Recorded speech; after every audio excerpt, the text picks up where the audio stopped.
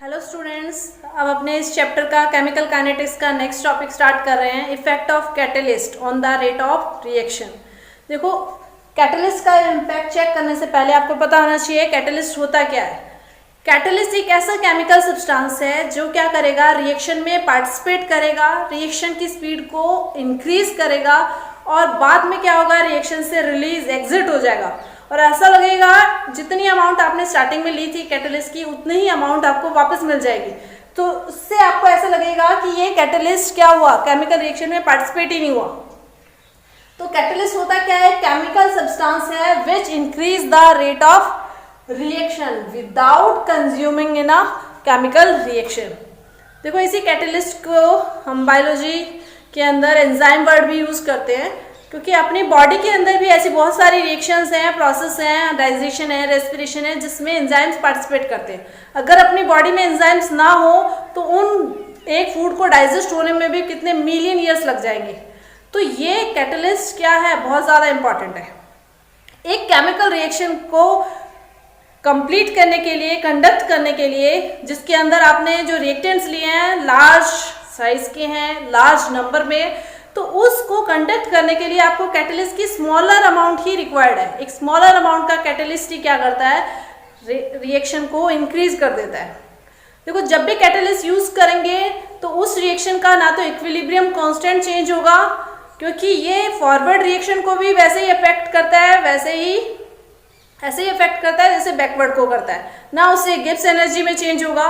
जितने भी spontaneous reaction है उसी के अंदर इफेक्टिव है, नॉन स्पॉन्टेनियस जो रिएक्शंस हैं उनके लिए इफेक्टिव नहीं है। तो होता क्या है, कैसे ये विदाउट कंज्यूमिंग रिलीज हो जाता है, इसको अपने एक्सप्लेन करते हैं ग्राफ के थ्रू। देखो, यहाँ पर है अगेन एनर्जी है, पोटेंशियल है, काइनेटिक, और यहाँ पर अपने यूज कर रहे हैं रिएक्शन की प्रोग्रेस। क्या करते हैं, देखो जनरली हम इसको इस ग्राफ के थ्रू शो करते हैं।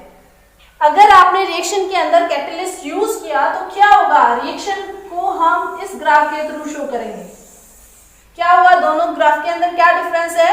देखो, ये ग्राफ ऐसा है जिसके अंदर आपने कैटलिस्ट यूज ही नहीं किया, रिएक्शन हो रही है नॉर्मली, लेकिन ग्राफ के यूज होते ही रिएक्शन की क्या एनर्जी लो हो गई। देखो, ये वाला आपको पहले ही बताया था, ये वैल्यू होती है एक्टिवेशन एनर्जी। जैसे ही आपने कैटलिस्ट यूज किया तो उस केस के अंदर एक्टिवेशन एनर्जी पहले के कंपैरेटिवली क्या हो गई, लो। एक्टिवेशन एनर्जी जितनी कम होगी, यानी कम एनर्जी देते ही आपका काम हो रहा है, तो आपको और कुछ एक्स्ट्रा करने की जरूरत नहीं है, सीधे ही कैटलिस्ट यूज हुआ और रिएक्शन क्या हो गई, फास्ट हो गई। सो कैटलिस्ट यूज करने पर रेट ऑफ रिएक्शन क्या हो जाती है, फास्ट हो जाती है, क्योंकि वो एक्टिवेशन एनर्जी को क्या करता है, कम। अब अपने केमिकल काइनेटिक्स चैप्टर का लास्ट टॉपिक स्टार्ट कर रहे हैं, कॉलिजन थ्योरी। देखो, कॉलिजन थ्योरी दो साइंटिस्ट ने दी थी, मैक्स ट्राउड्स एंड विलियम लुइस।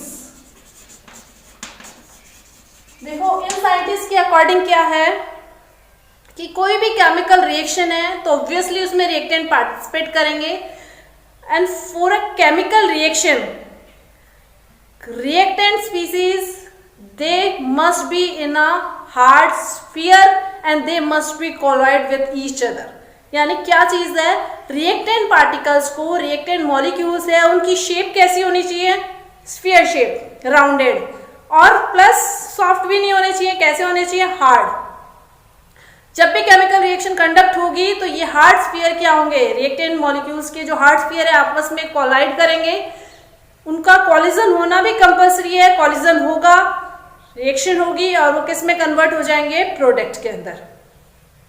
तो उसी को उन्होंने शो किया। एक एग्जांपल ले रहे हैं हम कि दो रिएक्टेंट है, बाइमोलिकुलर रिएक्शन है, A+B, किस में कन्वर्ट हो रहा है, प्रोडक्ट के अंदर। तो उसके लिए उन्होंने रेट ऑफ रिएक्शन, इस रेट ऑफ रिएक्शन को एक्सप्लेन करने के लिए उन्होंने एक इक्वेशन दी, जिसमें क्या था, जो ऑलमोस्ट अरेनियस इक्वेशन की जैसे सिमिलर थी, K = Z e⁻⁻⁸ क्या डिफरेंस किया है, अरेनियस इक्वेशन में भी K था, ये वैल्यू सेम थी, बस यहाँ था A, अरेनियस फैक्टर। यहां पर उसने यूज कर लिया Z, it is called collision frequency. देखो कॉलिजन फ्रीक्वेंसी क्या होता है, number of collision taking place in 1 second, 1 second के अंदर कितने कॉलिजन कंडक्ट हो रहे हैं, that is called collision frequency.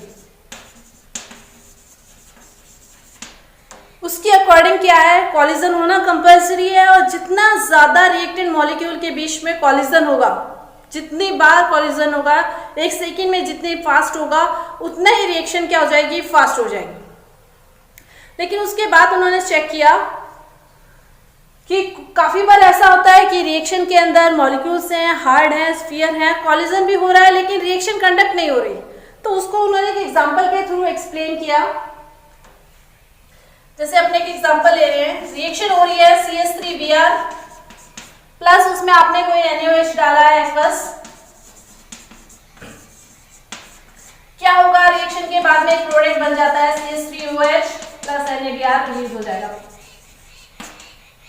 अब देखो इस रिएक्शन के अंदर CH3Br पे OH का अटैक हुआ और OH यहां पर मिक्स हो गया। तो हुआ क्या, कैसे अटैक किया होगा, देखो 2 तरीके हो सकते हैं। मैं CH3Br को ऐसे ड्रॉ कर रही हूं 3H टेट्राहाइड्रल शेप के अंदर। अब क्या होगा, इस पे OH माइनस अटैक करने आएगा।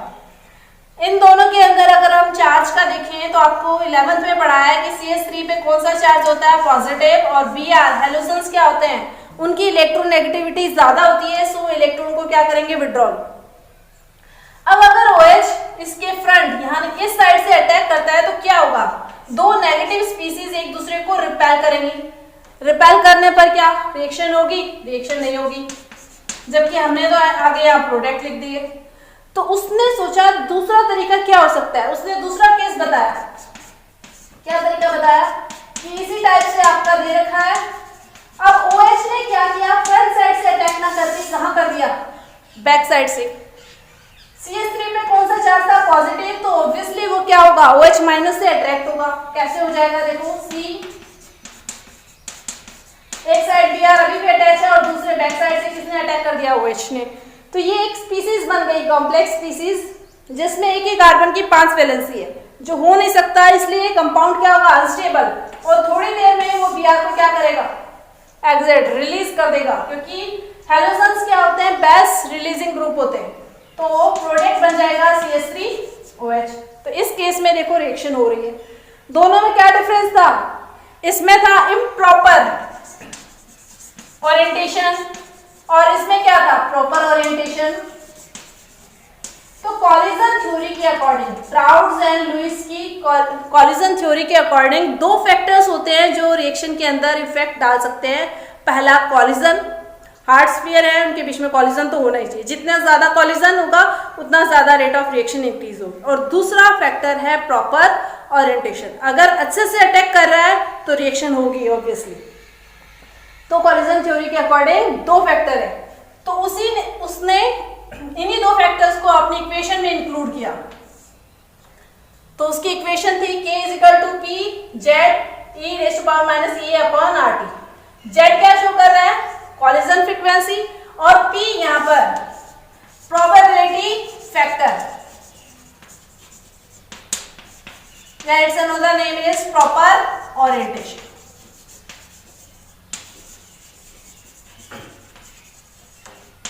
ये भी प्रीवियस ईयर के क्वेश्चन में आया था, जिसमें आपको इक्वेशन देखिए 1 मार्क के क्वेश्चन में पूछा था कि Z और P यहाँ क्या रिप्रेजेंट कर रहे हैं। Z है कॉलिजन फ्रीक्वेंसी और P है प्रोबेबिलिटी फैक्टर। ये दोनों ही फैक्टर्स किसी भी रिएक्शन को कंडक्ट होने के लिए रेस्पॉन्सिबल है।